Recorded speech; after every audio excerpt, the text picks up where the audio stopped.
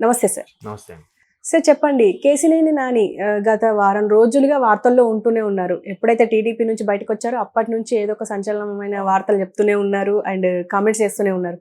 ఈరోజు అంటే అంటున్నారు నాకు 60% ఓట్ శాతం వస్తది విజయవాడ నుంచి. విజయవాడ నాదే అని చెప్పేసి అంటున్నారు. ఎంతవరకు నిజం అంటారు? అంటే గత గతంలో ఆయన చేసిన యాక్టివిటీస్ గానీ, గతంలో టీడీపీలో అతనుండే యాక్టివ్‌గా ఉండే విషయాల్లోకి వస్తే ఆయన చెప్పిన దాంట్లో వాస్తవం ఉంది.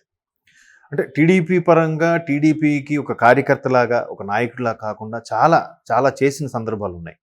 బట్ ఎందుకు ఆయన అలా నిర్ణయం తీసుకున్నారనేది అది ఆయన వ్యక్తిగతం. బట్ రాజకీయ భవిష్యత్తు వాటి మీద ఆధారపడి కూడా ఉంటుంది. అంటే ఒకప్పుడు ఆయనకుండే పెద్ద మైనస్ అంటే జనరల్‌గా అక్కడుండే నానిగారు అనుచరులు గానీ, అక్కడుండే టీడీపీ శ్రేణులు మాట్లాడుకునేది ఏంటంటే ముక్కుసూటి మనిషి. ముక్కుసూటితనం అనేది ఇవాళ రోజుల్లో ప్లస్ అదే, మైనస్ కూడా అదే. ఇప్పుడు లౌక్యంగా మాట్లాడితేనే రాజకీయ నాయకుడికి చెల్లుతుంది.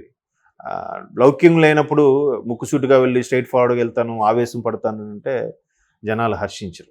ఇప్పుడు ఒక కార్యకర్త తప్పు చేశాడనుకో, ఆయనకి అక్కడే ముఖం మీద తిట్టేస్తాడు, ఏంటి ఇలా చేస్తున్నావు అని కూడా అనేస్తాడు ఆయన. బట్ అదే వాడికి సెపరేట్గా ఛాంబర్లో పిలిచి, అరే నువ్వు ఇలా చేయడం కరెక్ట్ కాదురా అంటే చూసుకోవాలి రాకూడదు అని అంటే ఆ డబ్బా నా మీద ఒక కన్సర్న్ ఉందిరా అని ఫీల్ అవుతాడు. అందరిలో చేసి రెండింటికి తేడా ఏంటి? చెప్పడమే. కాబట్టి అందరిలో చెప్తాడు, తప్పైనా కూడా అయితే అందరిలో నన్ను అవమానపరుస్తాడా, ఇన్షియల్ ఫీల్ చేస్తాడా అన్నట్టు ఫీల్ అయిపోతారు. ఇవాళ మరీ అది ఎక్కువైపోయింది, ఈగోలు ఎక్కువైపోయాయి ప్రతి ఒక్కడికి కూడా. అంటే దానికి చిన్న ఎగ్జాంపుల్ చెప్తాను. నేను చిన్నప్పుడు పెద్ద పెద్ద వాళ్ళందరూ లుంగీలు కట్టుకొని ఉండేవారు. మా సీనియర్ అంటే బాగా ఒక 6-7 ఏళ్ళు పెద్దవాళ్ళు ఉండేవాళ్ళు, డిగ్రీలు చదివేవాళ్ళు. నేను అప్పుడు హై స్కూల్ చిన్నగా ఉన్నప్పుడు వాళ్ళతో సరదాగా ఆడుకుని జోకులు వేసుకుంటే ఊర్లో ఎవరైనా పెద్ద మనిషి వస్తున్నారంటే, అరే పలానా నాగేశ్వర గారు వస్తున్నారా, ఢిల్లీ, ఆయన పేరు ఢిల్లీరావు ఏదో, ఢిల్లీరావు గారు వస్తున్నారా సరే వెంటనే లుంగీలు కింద దించేసి సైలెంట్ ఉండిపోయారు, జోకులు గట్రా వేసుకునేవారు కాదు. బట్ ఇప్పుడు ట్రెండ్ ఎలా ఉంది తెలుసా మా ఊర్లలో, అరే వస్తున్నాడు అంటే వస్తే, అరే మన ప్రిన్సిపాల్ రాని వస్తే రాని, ఆయన పని అంది మన పని మంది, ఆయన ఏమన్నా మనమంటే మన జోకులు వేసుకుంటున్నాం. ఇది అంటే యాటిట్యూడ్ చూడండి ఎలా ఉందో కదా. సో అలాగా ఇప్పుడు కార్యకర్తలు కానీ ఎవరైనా ఫీల్ అయ్యే సందర్భాలు ఉన్నప్పుడు ఈయనకి కానీ పార్టీ పరంగా మంచి పేరు ఉండేదండి. ప్రతిదీ కూడా మహానాడు నిర్వహించేటప్పుడు కూడా చాలా వరకు ఈయన కొన్ని రకాలుగా బస్సులు అవి అరేంజ్ చేసి చేయడము, హెల్ప్ చేయడము చాలా చేసేవాడంట. బట్ 2 ఏళ్ళు వరుసగా గెలిచిన తర్వాత 3ఓసారి ఖచ్చితంగా వ్యతిరేకత వస్తుంది, అదొక రీజన్. తర్వాత చంద్రబాబు గారు కూడా చాలా సందర్భాల్లో నియోజకవర్గాలకు సంబంధించి ఇప్పుడు ఒక పార్లమెంట్ కాన్స్టిట్యూషన్ ఉందంటే దాని కింద జనాభా ప్రాతిపదికన 6-7 అసెంబ్లీ నియోజకవర్గాలు ఉంటాయి.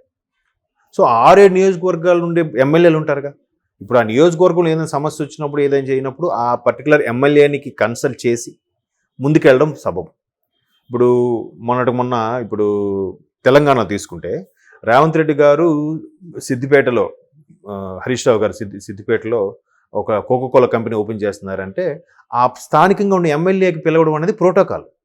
సో అలాగే పిలుస్తారు, వెళ్తారు కూడా. సో ఇక్కడ కూడా ఒక ఎంపీగా ఉన్నప్పుడు ఆ నియోజకవర్గం సంబంధించి ఏమైనా పనులు జరిగినప్పుడు ఆ స్థానిక ఎమ్మెల్యే కంపల్సరీగా ఇన్ఫార్మ్ చేయాలి, చెప్పాలి, తీసుకొని దగ్గరుండి ఈయన ఓపెన్ చేసినా ఆ స్టేజ్ మీద ఆయన కూడా పెట్టాలి. సో అట్లాంటి సందర్భాలు ఏమైనా మిస్టేక్లు జరిగినప్పుడు ఆ నియోజకవర్గం ప్రాతినిధ్యం వహించి ఎమ్మెల్యే కన్సల్ట్ చేయకుండా ఈ నిర్ణయం తీసుకున్నప్పుడు బాబు గారు, చంద్రబాబు గారు చూచాయిగా చెప్పేవారట. బట్ ఈయన అప్పుడు పట్టించుకునేవారు కాదు, అదొక రీజను.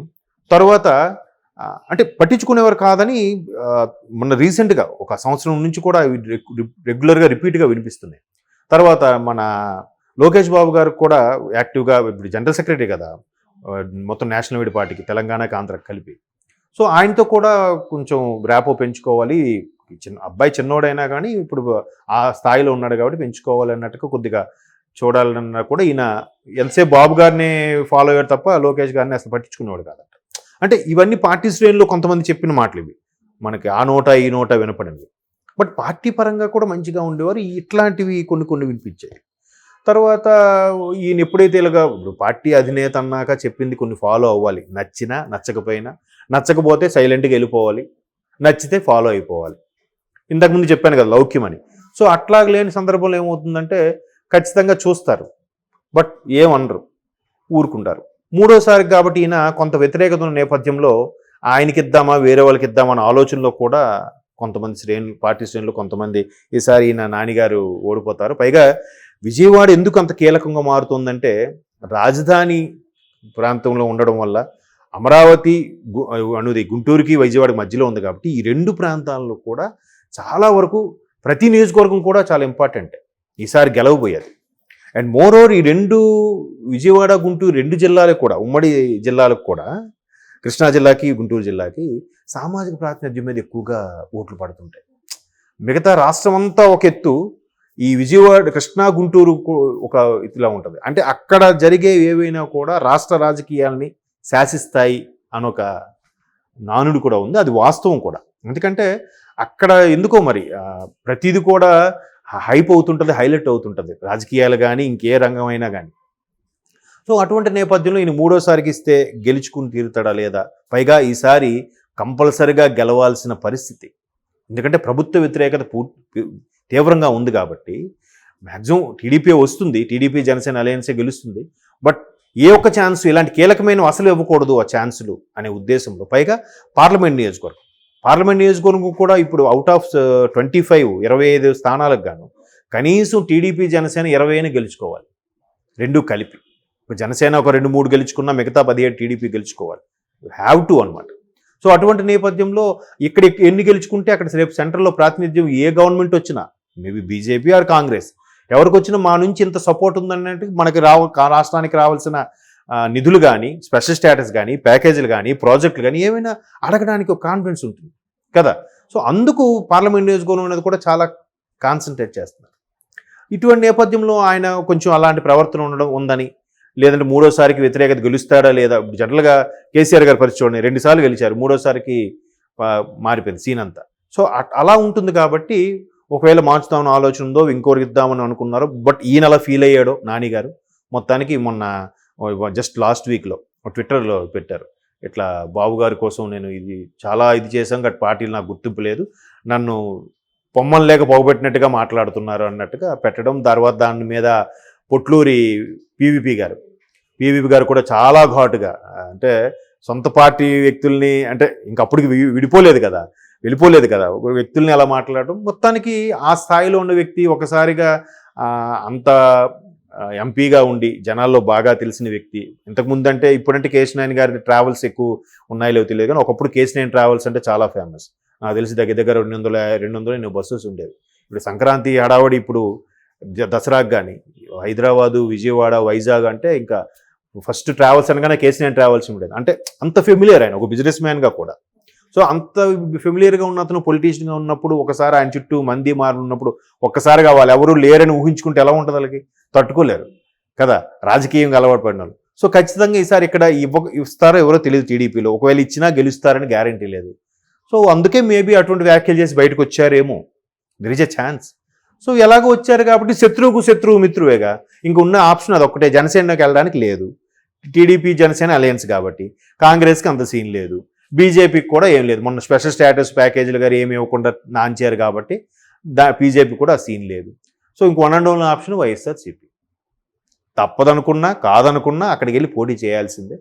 సో అందుకు వెళ్ళుంటారు, అంటే వెళ్ళారేమో నా ఉద్దేశం. ఎందుకంటే ట్విట్టర్లో కాంటాక్ట్ ఆ పోస్ట్ చేసిన తర్వాత కూడా ఆయన మళ్ళీ ఆయనతో మంతనాలు జరిపారు, ఆయనకి ట్రై చేశారు లోపల రావడానికి కూడా అన్నారు.